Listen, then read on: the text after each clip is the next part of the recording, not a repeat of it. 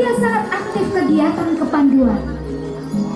Saat di sekolah menengah, Sudirman mulai aktif berorganisasi. Pada 1936, dia mulai bekerja sebagai seorang guru. Dia juga aktif dalam kegiatan mengajar mengaji di masyarakat. Sampai dengan 1945, Sudirman masuk pendidikan Daidanco Tentara Peta, membela tanah air Bogor, yang selanjutnya menjadi Daidanco Kota Kroyan Cilacap, Jawa Tengah.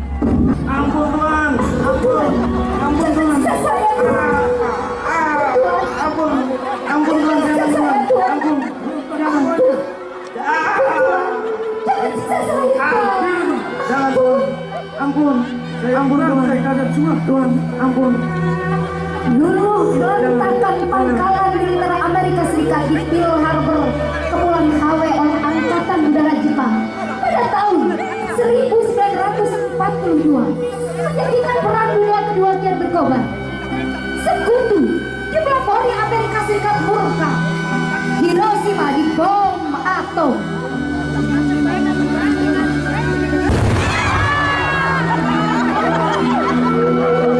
Kemudian disusul bom atom di kota Nagasaki oleh tentara sekutu.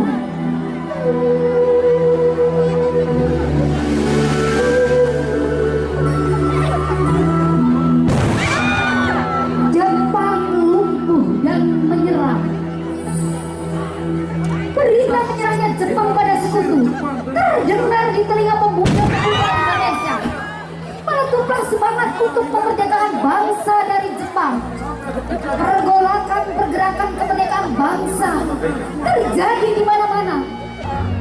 Beberapa pemuda dengan senjata golok, parang, bambu runcing merangkak maju tembus barisan tentara Jepang. Insiden tewasnya beberapa pemuda yang tertembak memicu pertempuran di markas Jepang. Maju! Pada tanggal 17 Agustus 1945, Presiden Soekarno membacakan naskah proklamasi. Proklamasi. Kami, bangsa Indonesia, dengan ini menyatakan kemerdekaan Indonesia. Hal-hal yang mengenai pemindahan kekuasaan dan lain-lain diselenggarakan dengan cara saksama dan dalam tempo yang sesingkat-singkatnya. Jakarta, 17 Agustus 1945, atas nama bangsa Indonesia, Soekarno Hatta.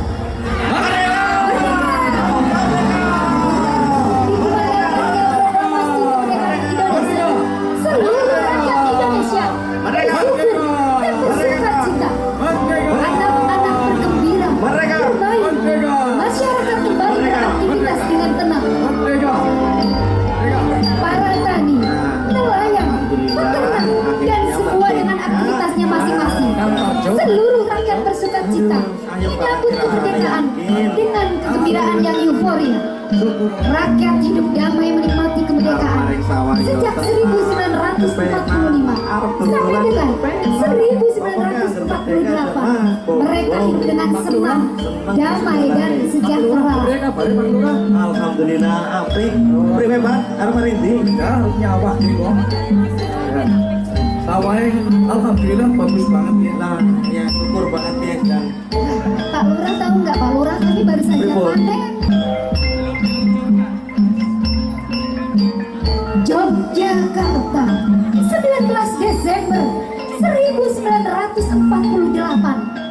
rakyat sedang menikmati hangatnya matahari pagi. Mereka bekerja bergotong royong, berdampingan, saling mengasuh satu sama lain. Hidup dengan santun, penuh dengan keceriaan, kebahagiaan, dan saling bahu-membahu.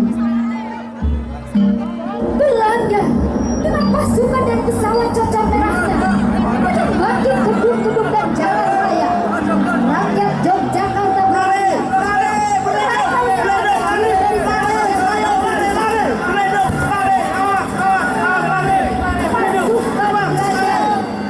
ingin menguasai kembali kota Yogyakarta. Kembali penindasan demi penindasan dilakukan oleh tentara Belanda terhadap rakyat Indonesia. Indonesia kembali menderita perang oleh Belanda.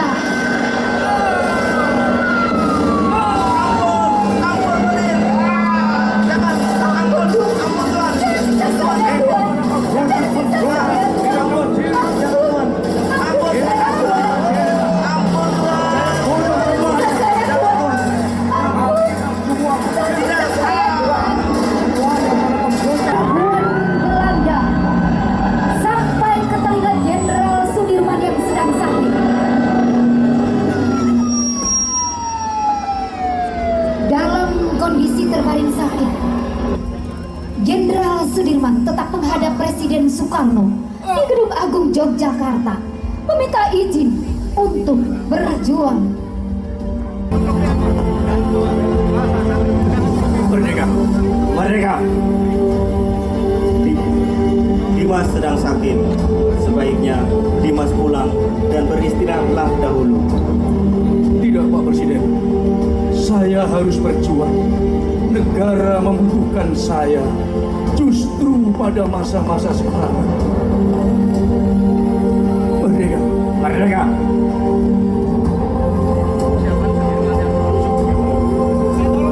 Sudirman menuju ke rumah untuk berpamitan kepada ibundanya.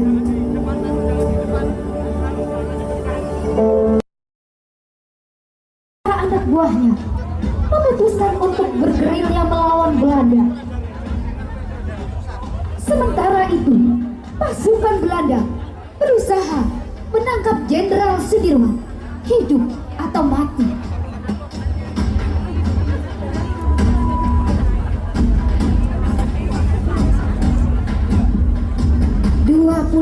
Desember 1948, pasukan Jenderal Sudirman tiba di Kediri. Suasana kota sangat riuh dan bergemuruh, sedangkan pasukan Belanda berada di puncak semangat setelah berhasil merobohkan pertahanan Kediri dari selatan. Jenderal Sudirman sangat ahli dalam strategi mengecoh lawan. Berkali-kali pasukan Belanda menyerang markas Jenderal Sudirman, namun gagal menangkap sang jenderal. Lalu pada suatu saat di daerah Karangnongko, untuk menghindari kepungan Belanda, Suparjo menyuruh Letnan Heru Kesser untuk menyamar sebagai jenderal. Letnan Heru, kemarilah. Segera kenakan jubah Pak Dirman. Mari kita berjalan bersama. Siap, laksanakan. Belanda menerjunkan pasukannya untuk menangkap Sudirman yang ternyata palsu. Jenderal Sudirman berhasil lolos. Sementara itu, sepasang suami istri dipaksa menunjukkan keberadaan Sudirman. Di mana Sudirman? Ampun Tuan. Di mana Sudirman? Ampun. Kamu tahu tapi tidak mau Ampun, kasih Tuan. tahu. Saya tidak Saya tahu, Tuan. tembak itu. Saya tidak tahu Tuan. Tembak saya, Tuan. Ampun. Ampun saya. Kamu tidak tahu. dasar Saya, Tuan. perempuan gak tahu diri. Saya Jangan siksa tembak. saya, Tuan. Ampun.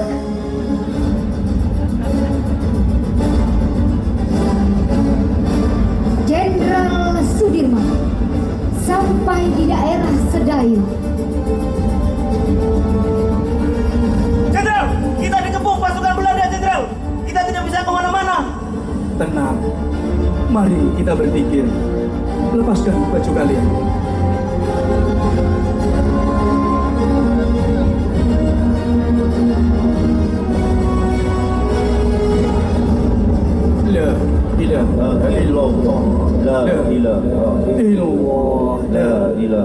illallah.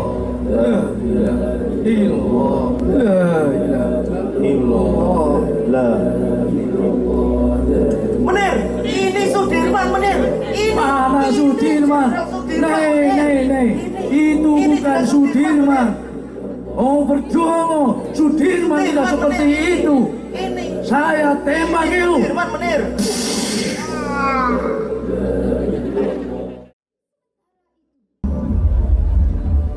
Pak Kiai, saya penasaran. Apa jimat Pak Kiai?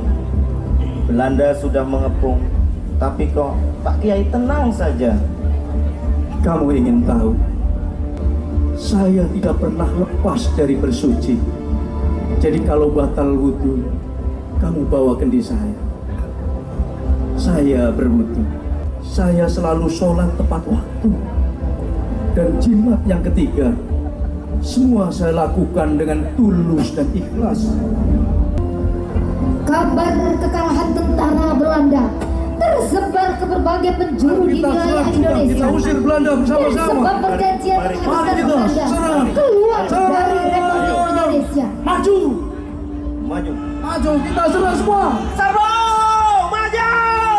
Sementara itu, Jenderal Sudirman memutuskan untuk kembali ke Yogyakarta untuk bertemu dengan Presiden Soekarno.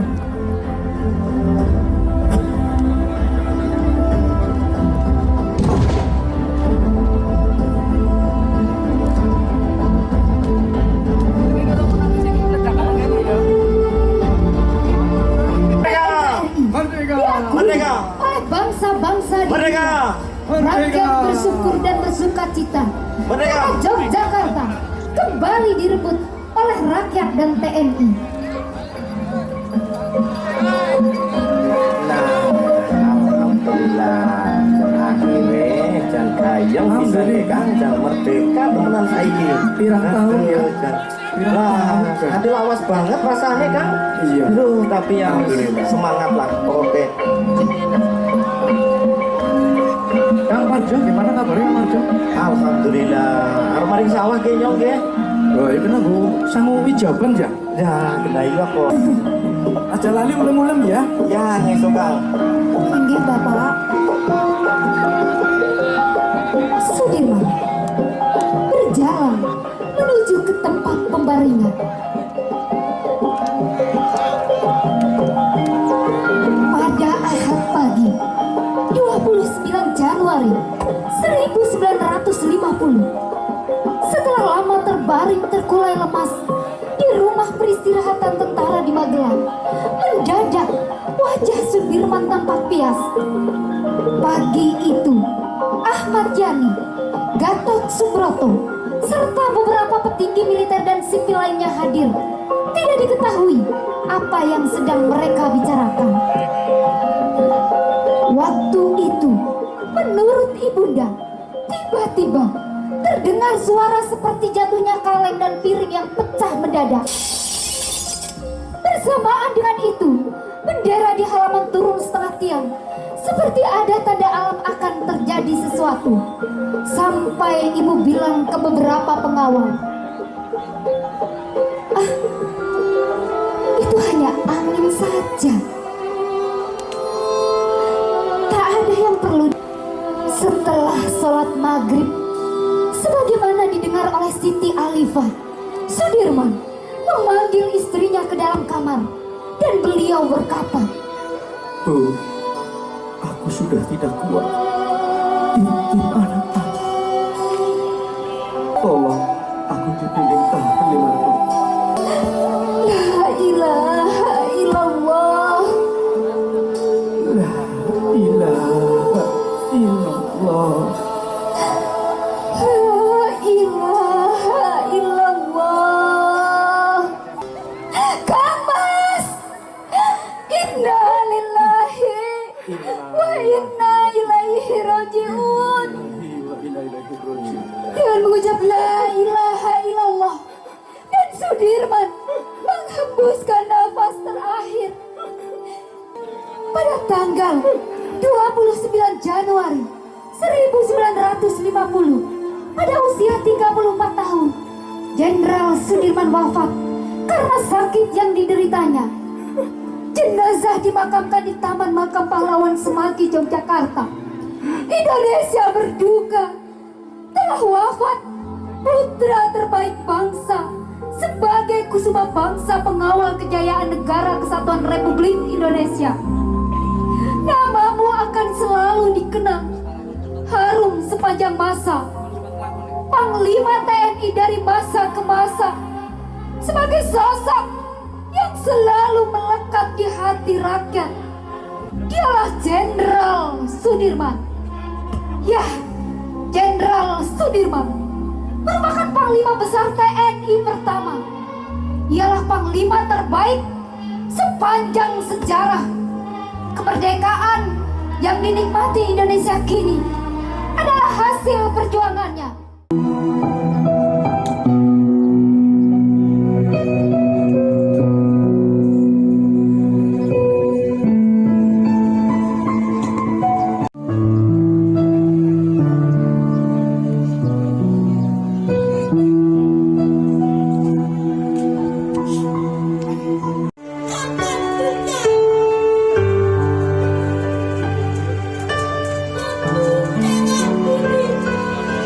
Berkibar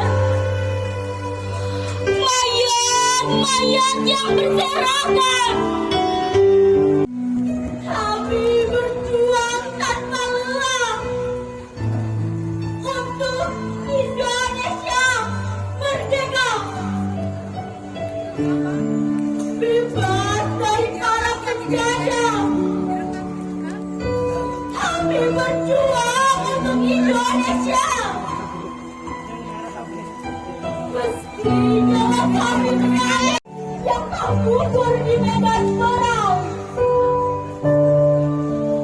tubuhmu yang tertembak peluru, meski sakit yang berimu-rimu, semangat kami takkan dirubah.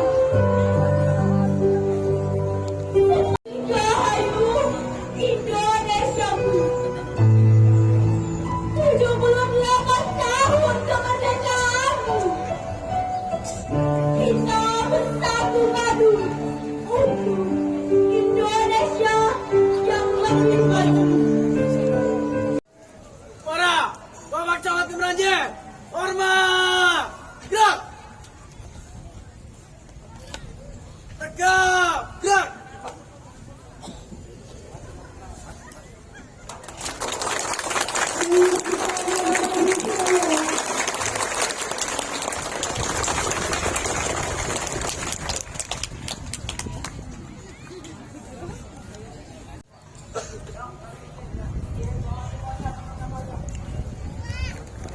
Demikian dari